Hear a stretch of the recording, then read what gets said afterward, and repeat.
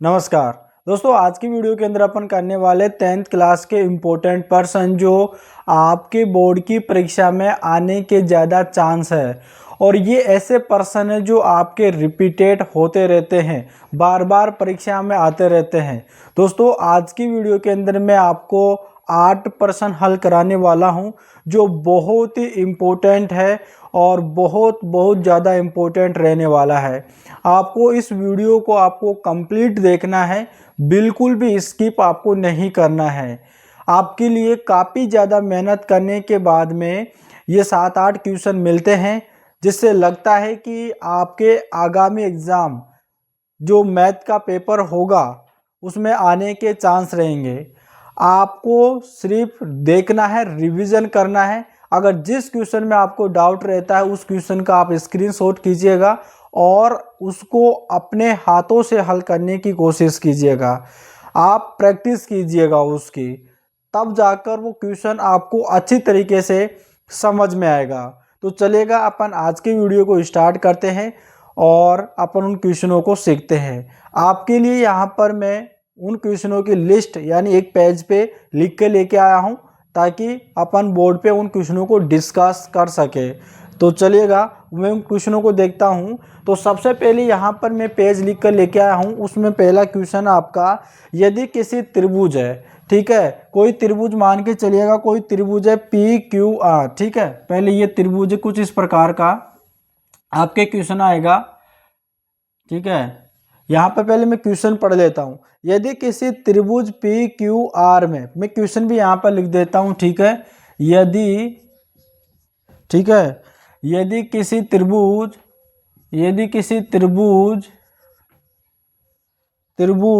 यानी PQR में, यानी आपकी शर्त दे रखा है कि Q square plus QR square बराबर होगा PR स्क्वायर के। तो इसमें बताना है कि कौन सा कोण समकोण होगा, कौन सा कोण समकोण है, ठीक है। ये चीज़ आपको बताना है। अब आपके सामने क्वेश्चन आ गया है, ठीक है। क्वेश्चन क्या है कि कोई त्रिभुज है। पहले अपन इसको अपनी मर्जी से नाम नहीं दे सकते इसको कि PQR है या PQR है। आपको इसके अंदर ये बताना है कि कौन सा, आपको ऑप्शन भी दे रखा होगा कि जो कोण P है, कोण Q है, कोण R है, कौन सा कोण जो समकोण होगा। समकोण का मतलब क्या होता है कि वह 90 डिग्री का जो कोण होता है उसको समकोण बोला जाता है। जो 90 डिग्री का कोण होता है उसको समकोण बोला जाता है। ये इस प्रकार का त्रिभुज होता है जिसे समकोण त्रिभुज भी बोला जाता है। इस समकोण त्रिभुज के अंदर आपके कर्ण होता है, आधार होता है और आपके लंब होता है। याद रखिएगा, जो बड़ी वाली भुजा है, जैसे आप ये बड़ी वाली भुजा है, उसके सामने जो कोण बनता है, ये कोण बनता है वो 90 डिग्री का बनता है। कितने डिग्री का बनता है? 90 डिग्री का कोण बनता है, ठीक है। और इस कोण के सामने वाली ये भुजा आपके कर्ण हो जाती है, ठीक है। क्या हो जाती है? कर्ण हो जाती है। और जो लाइन वर्टिकल है यानी खड़ी है उसको अपन लंब बोलते हैं। क्या बोलते हैं? लंब बोलते हैं। और जो लेटी लाइन है उसको अपन आधार बोलते हैं। अब ये 90 डिग्री है, तो आपको बताना है यहाँ पर P आएगा, Q आएगा, R आएगा, वो ऑप्शन में दे रखा होगा। तो देखो आपको कैसे करना है। अब आपको एक चीज़ एक और याद रखना है, जो कर्ण होता है वो दोनों भुजाओं के वर्ग के बराबर होता है। यानी अगर लंब का स्क्वायर करेंगे और आधार का स्क्वायर करेंगे, उन दोनों को जोड़ने पर जो आता है वो कर्ण के बराबर होता है। जैसे यहाँ पर है PQ square plus QR square बराबर PR स्क्वायर, मतलब इन दोनों को जोड़ने पर जो मिलेगा वो PR स्क्वायर के बराबर होगा। तो हम कह सकते हैं कि ये कर्ण है यानी PR कर्ण होगा। तो यहाँ पर ये इसको बोलते हैं कि ये P है और ये R है, क्योंकि PR यहाँ पे बोल रहा कर्ण है। तो यहाँ पर अब क्या बचा? PRQ, यानी एक ही तो बचा है Q, वो Q यहाँ पे होगा। अब देखो यहाँ पे PQ लंब स्क्वायर प्लस QR स्क्वायर आधार जो बराबर है PR के।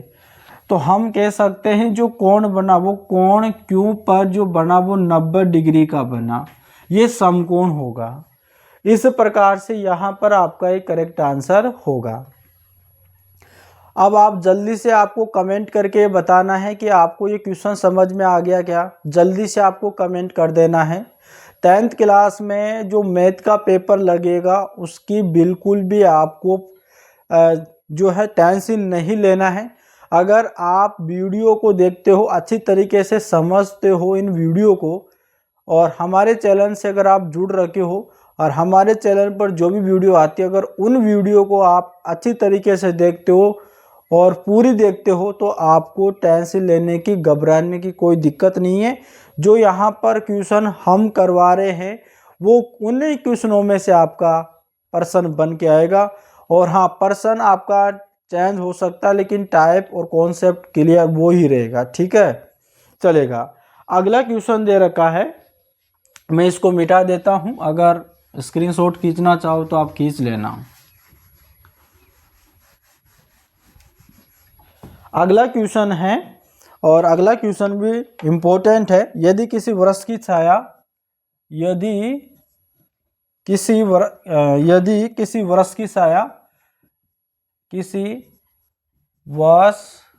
वृक्ष की छाया, ठीक है, छाया उसकी ऊंचाई की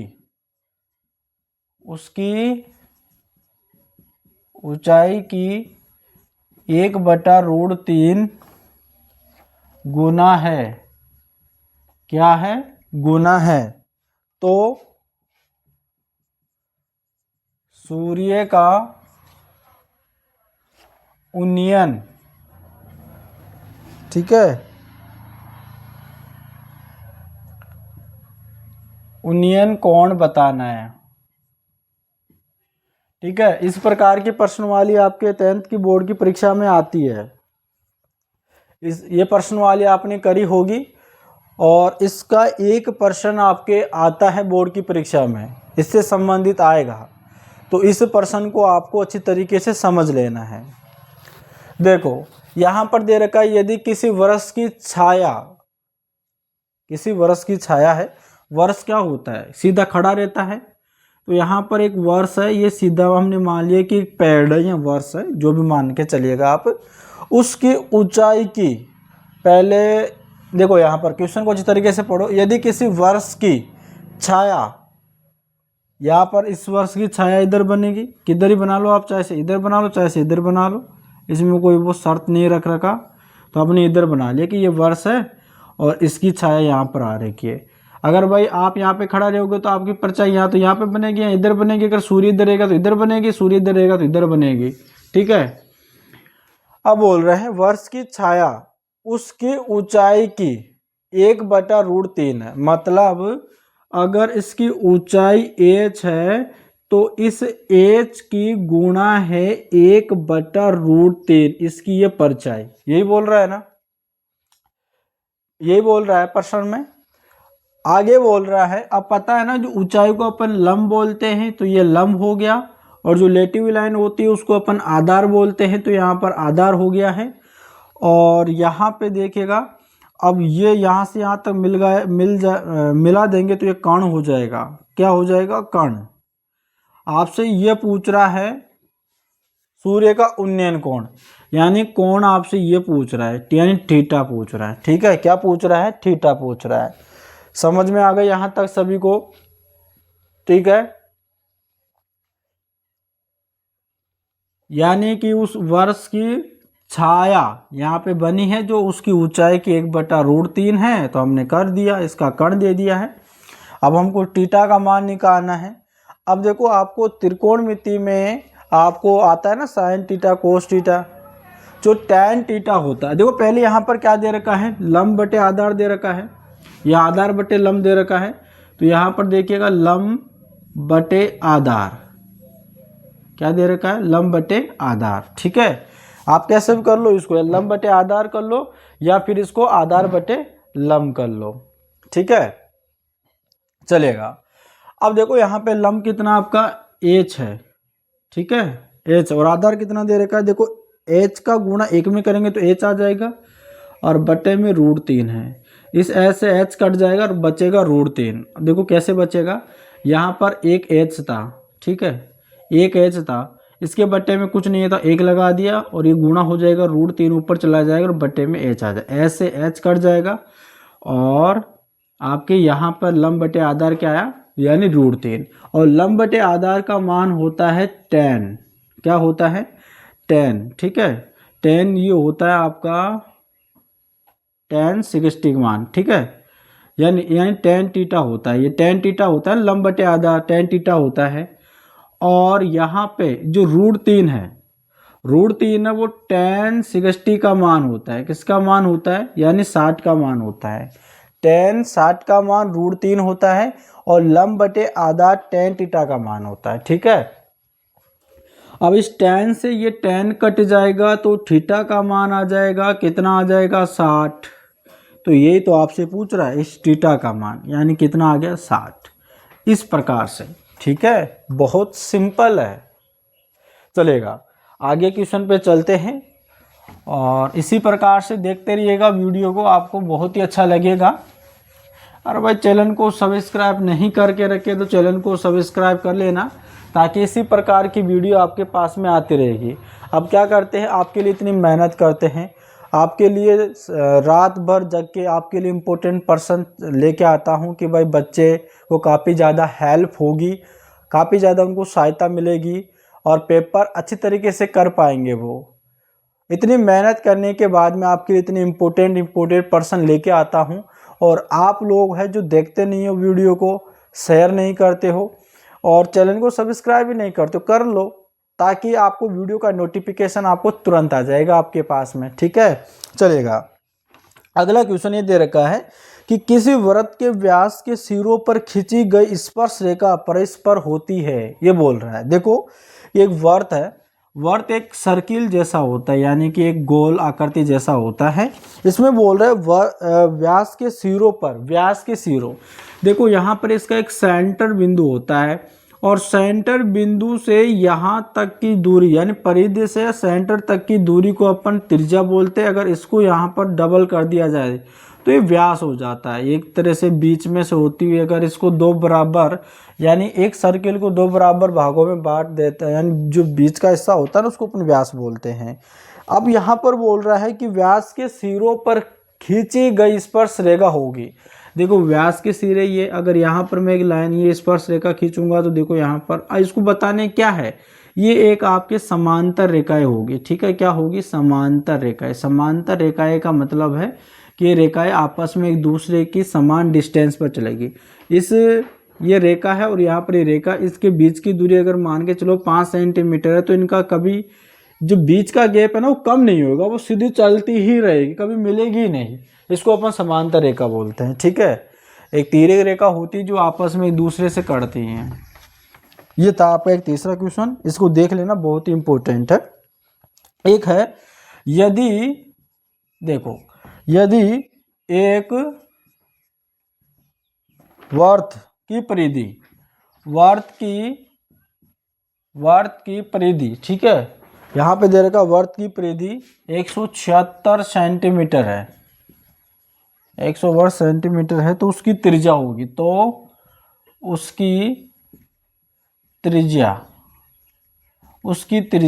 है, उसकी त्रिज्या आपको बताना है, ठीक है, उसकी त्रिज्या आपको यहाँ पर बताना है। देखो भाई अगर वृत्त की बात करें, यानी देखो वृत्त, तो वृत्त यहाँ पर एक गोल आकृति का होता है, ठीक है, गोल आकृति की होता है। परिधि किसको बोलते हैं, जो बाहर यहाँ पर ये जितनी भी रेखा की ये गोल आकृति है ना, इसी को अपन परिधि बोलते हैं।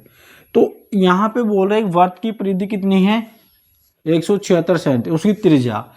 तो यहाँ पर देखो वृत्त की परिधि का सूत्र होता है 2πr, इसका सूत्र तो ये होता है, लेकिन इसका मान भी दे रखा है 176, दे रखा है ना 176 है। अब मान निकालते, देखो 2 गुणा पाई का मान होता है 22/7 मल्टीप्लाई आर आपको निकालना है, तो आर बराबर 176 आएगा, ठीक है, 176, इसके बट्टे में कुछ नहीं है तो 1 लगा दो, इसका गुणा इसमें करेंगे तो यहाँ पे 2 गुणे 22 गुणे और आर आ जाएगा बराबर यहाँ पर 176 मल्टीप्लाई 7 आ जाएगा, ठीक है। अब यहाँ पर देखो, यहाँ पर हो जाएगा 2 दूनी 4, 2 दूनी 4, 44 हो जाएगा। तो यहाँ पे आर बराबर, ठीक है दिख रहा है ना भाई आपको, आर बराबर यानी 176 और मल्टीप्लाई 7 बटे, ये हो जाएगा 2 दूनी 4 यानी 44 हो जाएगा। अब इसे काटते हैं, देखो 2 के फाड़े से काट लेते, पहले छोटा कर लेते, वैसे 4 के फाड़े से कट जाएगा ये। देखो 4 एकम 4, 4 एकम 4 और 4 चौके 16 है, 4 चौके 16 और 11 चौके 44 और 7 चौक 28, यानी आर की वैल्यू आ गई 28। कितनी आ गई? आर की वैल्यू 28। यहाँ पर आपसे आर की वैल्यू ही पूछ रहा है। इसी प्रकार के प्रश्न आपसे बन के आएंगे और आप बोलते हो कि हमको मैथ समझ में नहीं आती, 10th क्लास की मैथ समझ में नहीं आती। कैसे नहीं आती? आएगी आपको, लेकिन आप वीडियो देखते नहीं है। जरूर देखो वीडियो, आएगी आपको, 100% आएगी। और ऐसा है कि एक दिन देखने से आपको कोई मैथ समझ में नहीं आती है, मैथ आती है प्रैक्टिस करने से। जितनी ज़्यादा आपकी प्रैक्टिस रहेगी, जितने आप एग्जाम्पल निकालोगे, जितने आप प्रीवियस ईयर्स के जो ओल्ड पेपर है प्रीवियस ईयर्स के, उनको हल करोगे तो आप कर पाओगे मैथ। आप पेपर आप तुरंत कर लोगे, 1 घंटे में सलटा के रख दोगे पूरे पेपर को, ठीक है। इसमें ये होता है, रट्टा आपको बिल्कुल नहीं मारना, रट्टा मारोगे तो समझ में नहीं आएगा। रट्टे मारने से आज तक समझ में नहीं आया, ठीक है। मैथ समझ में नहीं आती रट्टा मारने से, मैथ आती है आपको प्रैक्टिस करने से। जितनी प्रैक्टिस उतनी आपकी मैथ मजबूती होगी, ठीक है। चलिएगा, अगला क्वेश्चन है आपका, और अगला क्वेश्चन है यहाँ पर दे रखा है, यदि एक गोले का आयतन, यदि एक गोले का आयतन 3 पाई, एक गोले का आयतन सॉरी यहाँ पर 36 पाई है, ठीक है, 36 पाई घन सेंटीमीटर है, घन सेंटीमीटर है। तो उसकी त्रिज्या, तो उसकी त्रिज्या होगी, इसमें भी त्रिज्या बताना है, ठीक है, ठीक है, इसमें भी त्रिज्या बताना है। बात कर रहा गोले का आयतन की, तो गोले का आयतन क्या होता है? 4/3 पाई आर स्क्वायर, यही होता है, यानी 4/3, ठीक है, 4/3 पाई आर स्क्वायर, ये आपका क्या होता है? गोले का आयतन। और आपको क्या दे रखा है मान? 36 पाई, ये तो दे रखा है 36 पाई, ठीक है, इस प्रकार से।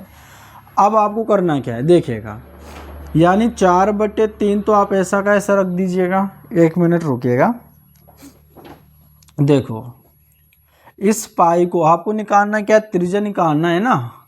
तो आप ऐसे कीजिएगा, देखो यहाँ पर इसके बट्टे में कुछ नहीं है तो मतलब 1 होगा, और 4 पाई आर स्क्वायर का गुणा इसमें करो पहले, तो आप ऐसे समझ में आएगा। पाई का मान नहीं रखना क्योंकि पाई से पाई कटेगा। देखो अभी 4 पाई आर स्क्वायर, 1 में गुणा किया तो यही आएगा, और इसका 3 गुणा 36 पाई रखना है।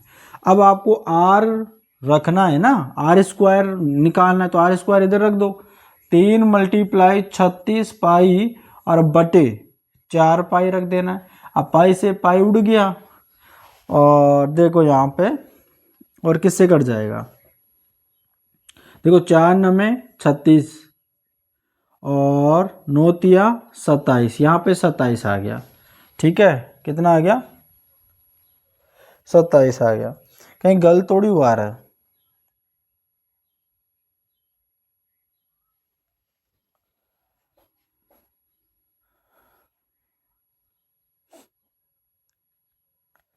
देखते हैं एक बार, कोई गलत थोड़ी हुआ कहीं पे।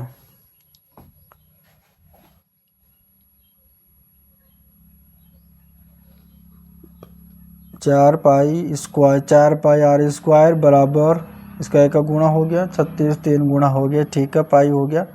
आर स्क्वायर वैल्यू बराबर 3 गुणा 36 पाई बटे 4 गुणा 36, पाई से पाई उड़ा दिए, 4 देखो 4 8 32, 4 नाम 36 या 9 बार कट गया, और 9 1 9, 9 2 18, 9 3 27 आ गया ना, ठीक है, 27 आ गया है।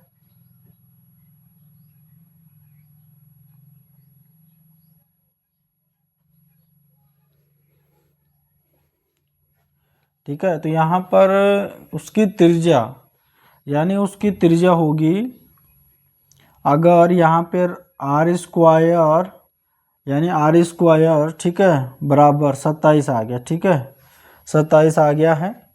और 27 आ गया है तो देखो यहाँ पर आर यानी त्रिज्या का स्क्वायर है, ठीक है, यहाँ पर त्रिज्या का स्क्वायर है, ओनली आपको त्रिज्या चाहिए, ठीक है, क्या चाहिए, त्रिज्या चाहिए। तो यहाँ पर क्या होगा, आर स्क्वायर जो दे रखा है इस पर भी रूट लगा दो, और जो 27 ना इस पर भी रूट लगा दो, ठीक है, इस पर भी क्या लगा देना है आपको, यानी रूट लगा देना है, ठीक है। अब यहाँ पर देखना है आपको, यहाँ पर देखो इस रूट से तो यहाँ पर ये कट जाएगा, और जो 27 जो होता है वो किसी का जो है वर्गमूल होता नहीं है ना। जैसे 4 का तो 16 हो गया, 5 का 25 हो गया है, और 6 का 36 होता है, तो वैसे होता नहीं है। तो यहाँ पर r बराबर रूट के अंदर 27, ये आपकी त्रिज्या होगी, ठीक है, ये आपका आंसर हो जाएगा। इस प्रकार से यहाँ पर आपका यह आंसर होगा, ठीक है भाई, चलेगा। अब चलते हैं हमारे अगले क्वेश्चन पे, चलेगा, इसको मिटाते हैं।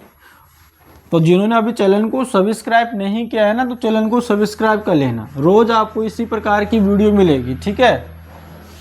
जब तक आपका 10th क्लास बोर्ड का परीक्षा आपको कंप्लीट नहीं हो जाता तब तक आपको वीडियो मिलती रहेगी, ठीक है, चलेगा। यहाँ पे बोल रहा है प्रथम 11 पूर्ण संख्याएं, यहाँ पूर्ण संख्याओं का माध्य होगा, ठीक है। शाम को मिलती है भाई आपको क्लास, ठीक है, रोज 3 से 4 बजे के बीच में आपको क्लास मिल जाती है, ठीक है, चलेगा। प्रथम 11 पूर्ण संख्याओं का माध्य क्या हो, देखो प्रथम पूर्ण संख्या क्या, 0 से स्टार्ट होती है, तो 0 और 1 2 3 4 5 6 7 8 9 10 तक ही लेंगे, 11 तक नहीं लेंगे, क्योंकि 0 शामिल है, और 11 संख्याओं की बात कर रहे हैं। अगर 11 भी ले लेंगे तो टोटल 12 संख्या हो जाएगी, तो आपको 11 लेना है। माध्य कैसे निकालते हैं, माध्य निकालते हैं सभी संख्याओं को जोड़ के 11 का भाग लगाओ, जितनी संख्या होती है उसमें भाग लगाते हैं। तो 0 + 1 + 2 + 3 + 4 + 5 + 6 + 7 + 8 + 9 + 10 सबको जोड़ना है, ठीक है, और बटे में क्या करना है आपको, 11 का भाग लगाना है, ठीक है। तो सबको जोड़ना है। देखो अगर 0 और 10 को जोड़ते हैं तो कितना आ जाएगा, 10 आ जाएगा, प्लस अब यहाँ पे 1 है और यहाँ पे 10 है, सॉरी 9 है, तो 9 और 1 कितना हो गया, 10 हो गया, ठीक है, प्लस यहाँ पे 2 है और यहाँ पे 8 है, कितना हो गया, 10 हो गया, ठीक है, प्लस यहाँ पे 7 है और यहाँ पे 3 है, कितना हो गया, 10, प्लस और यहाँ पे 6 और यहाँ पे 4 है, कितना हो गया, 10, प्लस और यहाँ पे कितना बच गया, 5, तो 5 जोड़ दो। देखो 10 20 30 40 50 और 1 55, 55 बटे में 11 है, तो 11 × 5 = 55, यानी 5 आपका करेक्ट आंसर होगा, ठीक है। आपको जोड़ने का तरीका भी आना चाहिए, ठीक है। देखो 0 और 10 को जोड़े तो 10 आ गया, 1 और 9 को जोड़े तो 10 आ गया, इस प्रकार से। अगर ऐसे जोड़ोगे 1 2 3 3 3 6, 6 और 4 10, 10 5 15, इस प्रकार से आपको टाइम लगेगा, ठीक है, और आपसे हो सकता है गलत भी हो जाए, तो इस प्रकार से आप कर सकते हो, ठीक है, चलेगा। अब चलते हैं अब हमारे अगले क्वेश्चन पे, और ये भी शानदार क्वेश्चन है, त्रिकोणमिति से संबंधित है, इम्पोर्टेंट प्रश्न है, तो इसको भी जल्दी से अपन हल कर लेते हैं, और चलिएगा।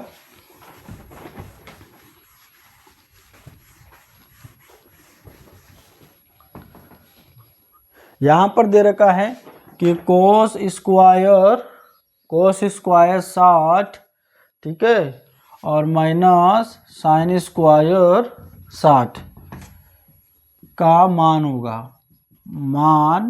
होगा, ठीक है, मान होगा, यह प्रश्न आपको बताना है।